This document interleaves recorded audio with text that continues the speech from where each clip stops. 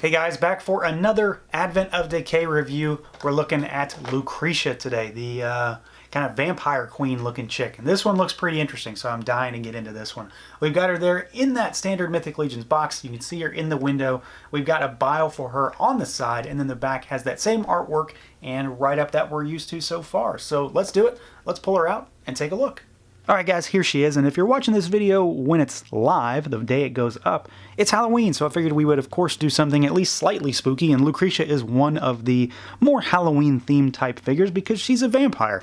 So we're going to take a look at her today. We are of course going to start out with articulation, see how she moves around a bit. For the most part, she's pretty standard. There's no surprises, there's not anything really missing here. There's one point that's kind of hindered, and that is of course going to be at the head. She does have this big cowl, which is not removable as best I can tell. It looks to be glued right here on the chest. So you can go down, you can go up. It just kind of gets in the way. It doesn't really stop her. It's just more of a annoyance. Side to side, she can go around, and then she bobbles a little bit as well. Arms go all the way out. Again, my arms are really, really tight. I've gotten them worked out a bit, hit them with a little heat, but just to note, swing all the way around. I've got the pauldrons on her for obvious reasons. So that's going to get in the way, otherwise she has full rotation. We've got an elbow rotate, we have got a single jointed hinge, rotation at the forearm, at the gauntlet, rotation at the wrist, hinge. We've got a upper diaphragm, so she goes side to side. She doesn't have a great deal of back and forth though, but she does move forward more than she does move backwards. Waist twist, legs go all the way out, kick forward, kick back, thigh cut, and my right thigh left on the screen is pretty loose. This is probably one of the first loose joints I think I've encountered so far. It's not a big deal, but I do find it's been a little problematic to pose her, at least because of that. She keeps swiveling. We've got elbow, not an elbow, that's a knee hinge with rotation at the knee. We've got rotation at the ankle, a full-on rocker, and then of course we've got ankle hinge down there as well. So she moves around, basically exactly how you would expect. No surprises, nothing missing, but nothing extra either. Now, outside of the fact that she is a vampire, so she looks a little different from what I've looked at recently, speaking specifically about that head sculpt, one of the main reasons I wanted to take a look at this figure is because I really dig the black and purple color scheme that is all over this armor. So she is decked out in what is a very shiny black armor. It's got a nice sheen to it, so it's not matte at all. It's very, very glossy. You can see we've got purple accents all over the figure, all over the chest. There is silver piping that runs down all of the line work, so where black meets purple, there's actually silver in between as well, and then there's some embellishments on the pads down here. It runs down her legs. The plating is really nice. She just looks like a very, very battle-hardened vampire knight, which I think is a pretty cool concept. I really like the idea behind that. I really do like the big cowl that she has. Of course, it does get in the way of the head a little bit, and as far as I can tell, it's not removable. I've tried pulling on it, and it does not really want to go, and I also don't want to force it because it looks to be glued right here. You can kind of see a little bit of like the frost that comes from certain types of glue. So I think it's non-removable, although I'm sure you could get it off if you wanted to, but I would not recommend it. You didn't hear that from me. But I do like the way this figure looks. Of course, I've got the pauldrons on her because she is a caped figure, so she has a cape. And this is similar to the Grisha the Slitherer figure, the same kind of cape. It's got the 2 inner holes and then 2 outer holes. And, after having that figure and not being too excited about the cape, I think it's necessary with this figure. She's supposed to be kind of a vampire, so a cape works really well. And I've gotten to the point where I can kind of play with the cape a little better to make it hang slightly better.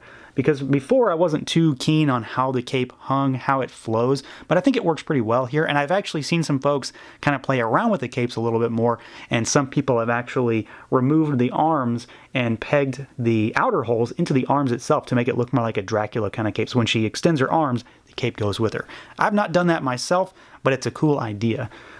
So the cape, I think, works pretty well here. I do like the small pauldrons on her. I think they're very nicely done. They, of course, fit this body. They're meant for this type of figure, this type of body, because she's not a unique body in any way.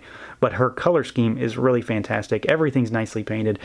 No issues on the paint apps. A lot of little silver embellishments that are really nicely adorned here, like the rivets on the armor, the buckles on the belts and the straps. And then if you pull up the cape, you can see that the rest of the figure is, mostly glossy black. We've got some chainmail coming through at the joints in the thighs and the knees, and then we got some more of that purple and silver embellishments on her back. So even though it's the backside, and for the most part you would expect this figure to be covered by the cape, they still got all that paintwork back there in typical Horseman fashion.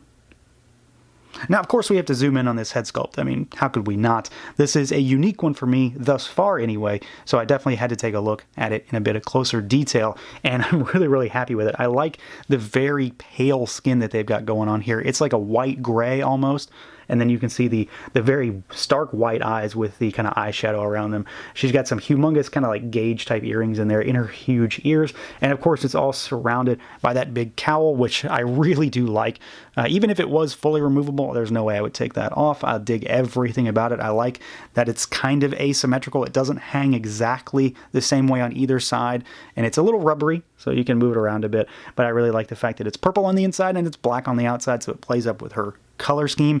And then we have to talk about her expression here, because it's almost non-existent, but at the same time, if you're looking at her the right way with that furrowed brow that they gave her, she very much looks like a tough customer and someone that you wouldn't want to mess with. So while she kind of looks like she has a stoic non-expression, I really think it's all in the eyes and the brow on this one, and it comes through very, very nicely. I'm very satisfied with that head sculpt.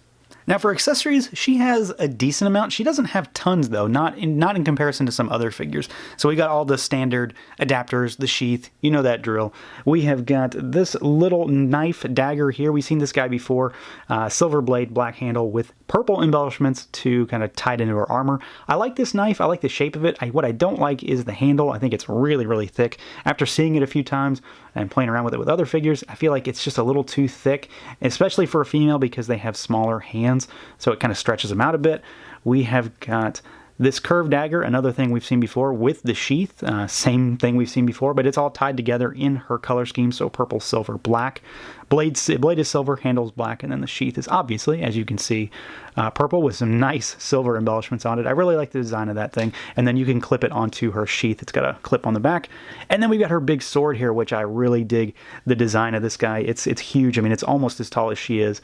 Big silver blade with a nice black hilt and handle with, again, purple embellishments on there, the little baubles that are on there too. Again, tie it all together. So, you know, she doesn't have tons. She doesn't have more accessories than really any other figure, but what she has kind of fits. I kind of think the daggers fit with her more than anything else, just being kind of a vampiric warrior.